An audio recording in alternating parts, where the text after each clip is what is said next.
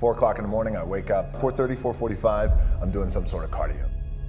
Open these garage doors, it's still dark outside. I do this and then I'll have breakfast and then I will go do all my strength and conditioning training at a gym for about an hour. And then I'll go to set. We all average probably about 5 hours of sleep. It's 4:45 a.m. It's still dark outside. Look at that, the lights just went out and I'm getting ready to kill this AM cardio. You can't even see me, but it's gonna be so good, it's bad. Focus! If you do anything, you never want to do anything half-assed, especially when it comes to your training. Get in, be intense, execute on it, and then get out.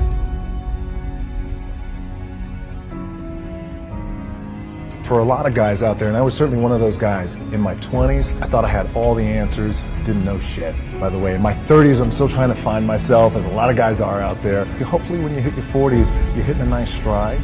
If I'm gonna do it, I need to do this job right. I need to stay focused on it. I need to give the best effort I possibly can. We live down here in South Florida, it's hurricane season. Focus! But when it's time to go to the gym, we gotta get to the gym. And there ain't no stopping us. It's like I'm gonna be the baddest motherfucker walking it. All right, empty gym, the way we like it. It's Sunday, just finished my warm-up. This pain ought to be fun. Focus! I work out twice before everyone wakes up. All right, workout number 2. I'm out working all my competition. All right, Saturday afternoon, empty gym, the way we like it. It's leg day, which means it's gonna be sweaty, painful, and fun. Focus! So how do you make it? How do you overcome the odds?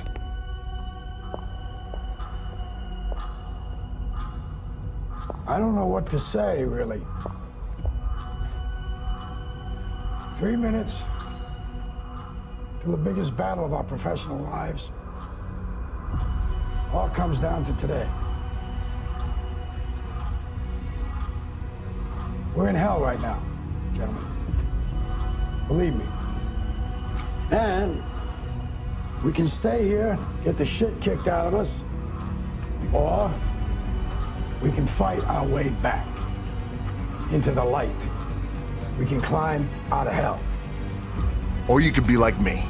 Dream of pro football, get hurt, dream over. Find yourself with just $7 in your pocket. So how did I get here? By being the hardest worker in the room. Now it's time to see who has the heart. Now is the time to prove to yourselves and prove to everyone out there you are somebody. You are worthy of something. And you're able to do something special that no one else in the world can do. Are you ready to go out there and take what's yours? Yeah! What you worked hard for? Yeah! All of us in life have things we want. We don't get what we want. We get what we have to have. We all get what we tolerate in ourselves and other people. But when you're no longer willing to tolerate something, that's when your life changes. Everyone in the world has a list of things they think they should do. I should lose weight. I should work out. I should spend more time with my kids. I should work harder. I should make more calls. I should. And then you know what? People don't do their shoulds and they get mad at themselves. They beat themselves up about it. What changes people is when your should becomes a must. When suddenly the thing you said should happen has to happen. That's when human beings change. It's like if you want to take the island and you're the head of the army and you want to take the island, the most powerful way to take the island is burn the boats. Because if there's no way to go back, it's amazing what happens when it's a must to do something versus a should. That's what makes human beings succeed.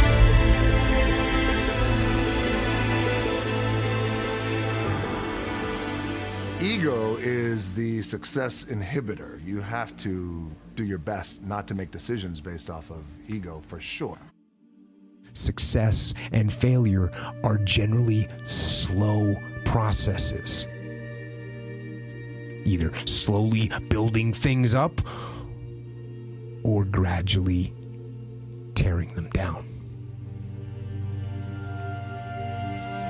And that's why I say you've got to pay attention.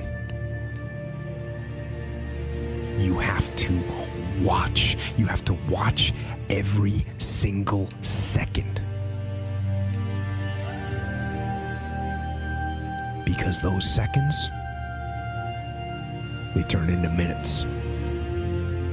And minutes turn into hours, and hours turn into days, and days turn into years.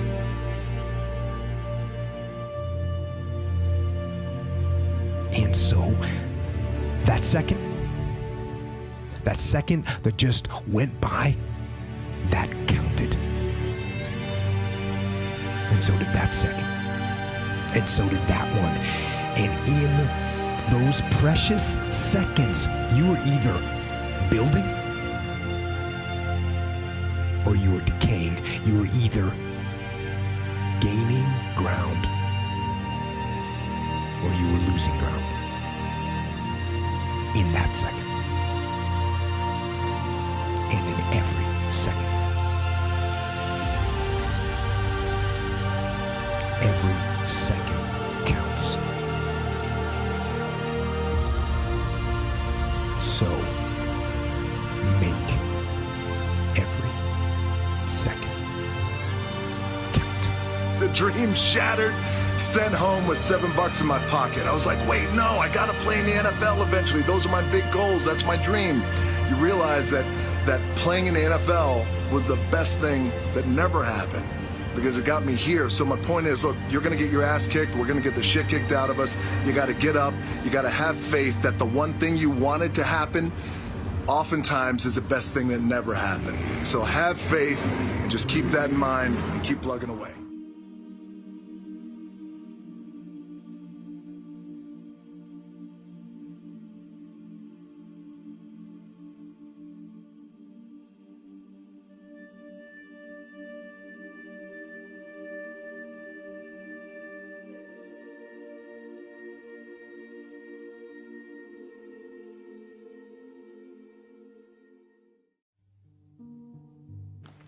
This is it. The day you've been waiting for. I know you're nervous. So am I. My first game too. Now it's time to go out there and put it on the scoreboard. Now it's time to see who has the heart. Now is the time to prove to yourselves and prove to everyone out there that even though you're locked up, you're somebody. You are worthy of something. And you're able to do something special that no one else in the world can do. Ready to go out there and take what's yours. Yeah! What you've worked hard for. Yeah! But one thing that a lot of people don't know that I want to share with you guys is when I was 22 years old, I came to this city for the first time. I was playing in the Canadian Football League, playing my first pro football game. I was playing for the Calgary Stampeders. We were playing the BC Lions. I was so excited. 2 days later, I got cut. The dream shattered, sent home with $7 in my pocket. I was like, wait, no, I got to play in the NFL eventually. Those are my big goals. That's my dream. You realize that playing in the NFL was the best thing that never happened, because it got me here. So my point is, look, you're gonna get your ass kicked, we're gonna get the shit kicked out of us. You gotta get up, you gotta have faith that the one thing you wanted to happen oftentimes is the best thing that never happened. So have faith and just keep that in mind and keep plugging away.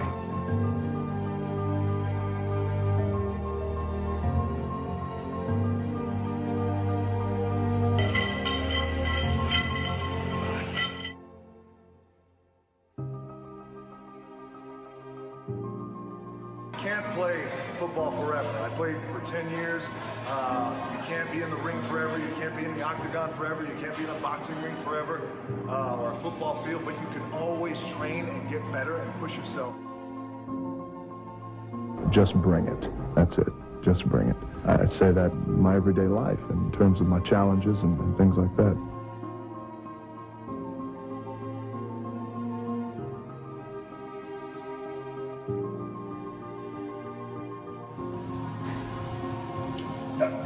Okay, in between sets, as I'm working out, and as I often do in between sets, I slide into your comments section nice and I read your comments just so we could stay connected, and I always know what's on your mind and I can address it.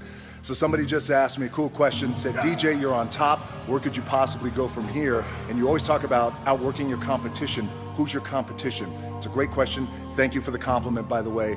I'm fortunate enough to be on top, but anytime you reach the top, you always want to make sure that you have the desire to raise the bar and take the brass ring to places it's never been. That's the key with being on top. Just because it's never been done doesn't mean it can't be done. And in terms of competition, great question. Everyone's my competition, but a fundamental key that I've learned over the years is, and I'll share it with you, my number one competition is me. It's always you versus you. You got to be the one to get up every morning, be disciplined, put in the consistent daily hard work, because that gains success. No coach, no trainer, no mentor, no boss can do it. You versus you.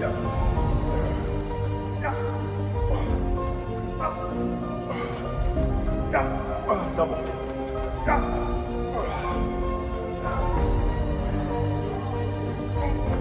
I knew I wanted to be something, and it was important to me to be something.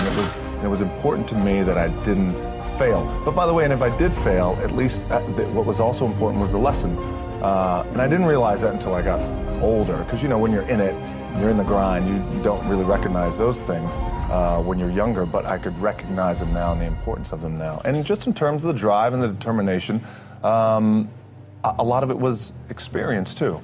You get your ass kicked, you get back up, and you put the gloves back on and you swing away.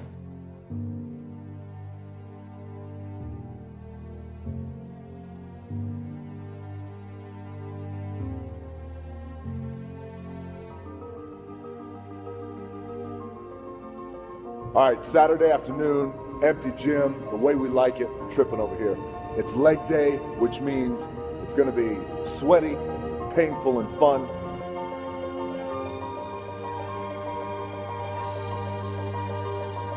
They say that nothing good happens in the 4 a.m. hour. Well, I can guarantee you this. It's 4:45 a.m. It's still dark outside. Look at that. The lights just went out, and I'm getting ready to kill this AM cardio. Train twice. I'll get my cardio in and breakfast, and then I'll go hit the weights. Clanging and banging, we call it.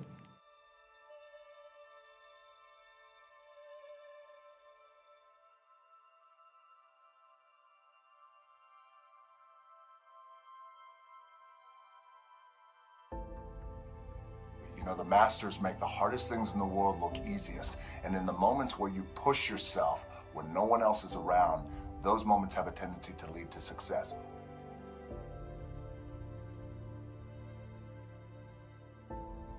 Oftentimes when I see kids and they have been labeled, oh, they're punk kids. True. But there's good in them. And we got to see that potential. And I enjoy that today, seeing the potential in kids just like he did. Especially kids who are kind of wayward and have been going through it. I know what it's like. Our most powerful and most important is when we just embrace who we are. It's just believing in yourself and embracing who you were born to be. Whether it's 3 o'clock in the morning, by the way, when we were talking in London, I was getting up at 3 because I had to be on set by 4. So whatever time my call time is, those and directors and our producers, whatever time my call time, so my call time is at 7, then you back your clock up 4 hours, and then that's when I get up and train twice. Just wrap that 4 a.m. cardio. There's no substitute for hard work. I get up super early. Generally, I have this thing where I like beating the sun up, not just in terms of before the sun comes up, I have to get up. And how do I do it? It's just important to find balance, and I try and do things really that I really enjoy doing. And a lot of times, you know, it's like in life, right? Life brings like drama, and you got to deal with this person, and then you funky relationship here, and all these things.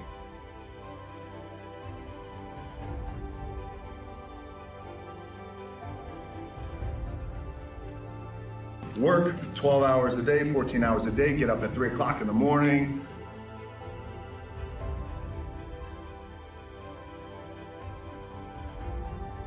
I don't know if there's a golden rule. I can tell you this, that I believe anything is possible, right? I live in the world of possibility. And I also believe that we can accomplish anything with our two hands and just putting in the work with our two hands. And also, you hear this often, but it's really, really true. You gotta find something, if you love what you do and be passionate about what you do and find something that you can be passionate like, it really helps. You know, it gives you that motivation when you wake up in the morning.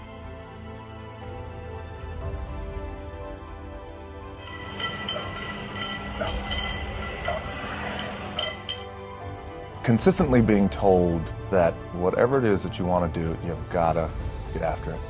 You got to get after it. There's no substitute for hard work. Hard work always pays. You know, those type of mantras over time. And those are your examples of you know, what it's like to get beat down, what it's like to get, just in terms of the struggle, what it's like to be evicted out of your apartment, what it's like to have your car repossessed, and watch your parents go through that is I think is defining as a kid.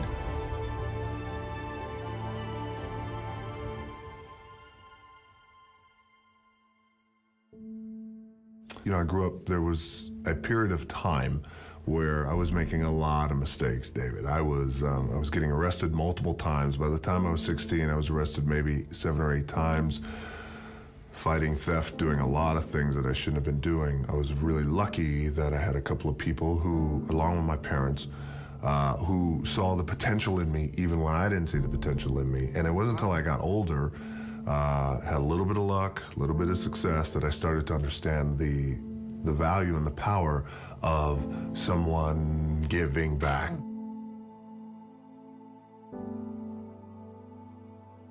Some people call you the best pure athlete in wrestling today.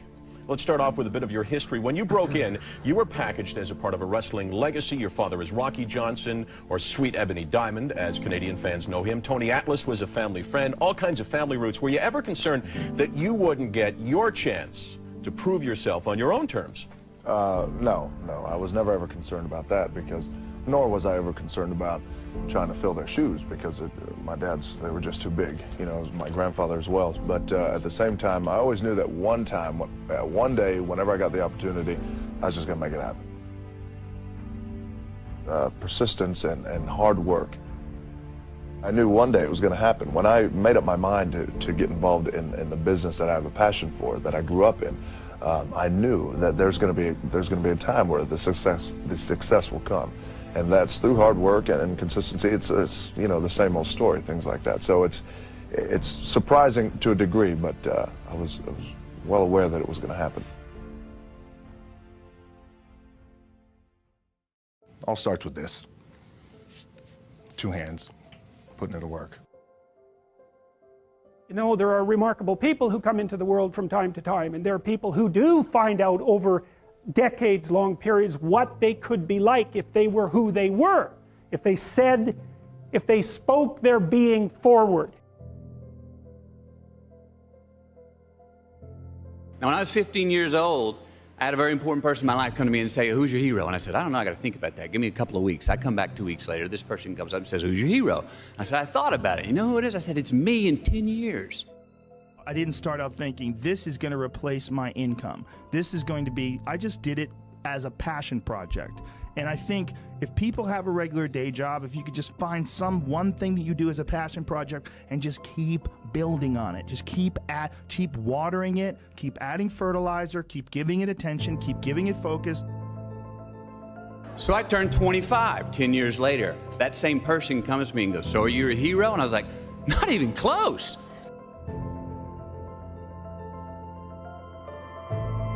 She said, "Why?" I said, "Because my hero is me at 35.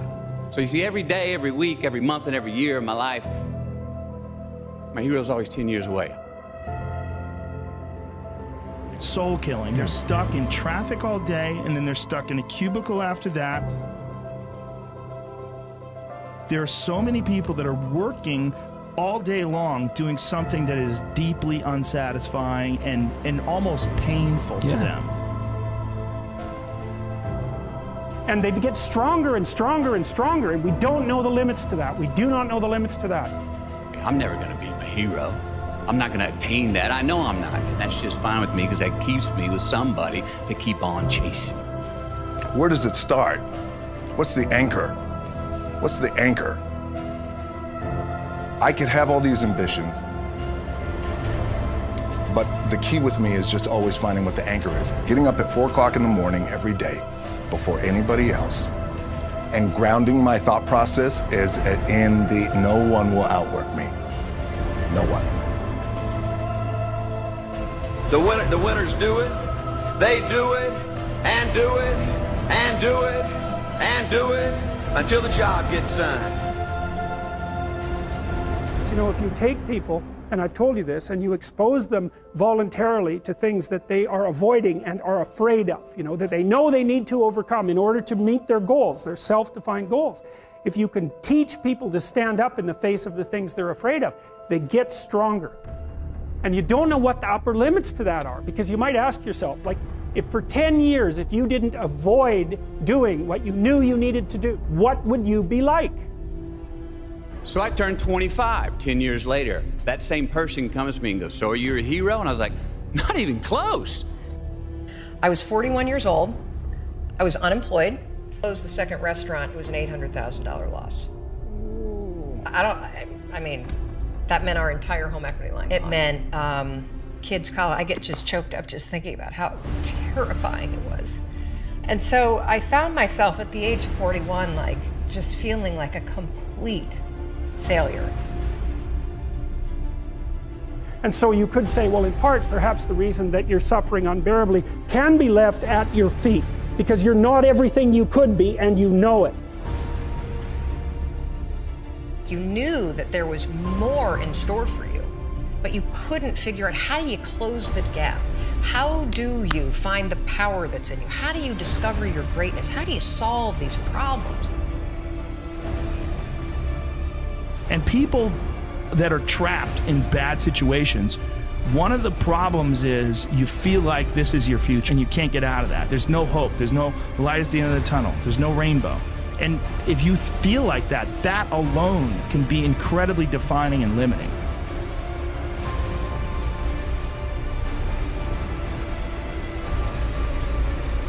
And so if your life isn't everything it could be, you could ask yourself, well, what would happen if you just stopped wasting the opportunities that are in front of you? You'd be who knows how much more efficient, 10 times more efficient, 20 times more efficient.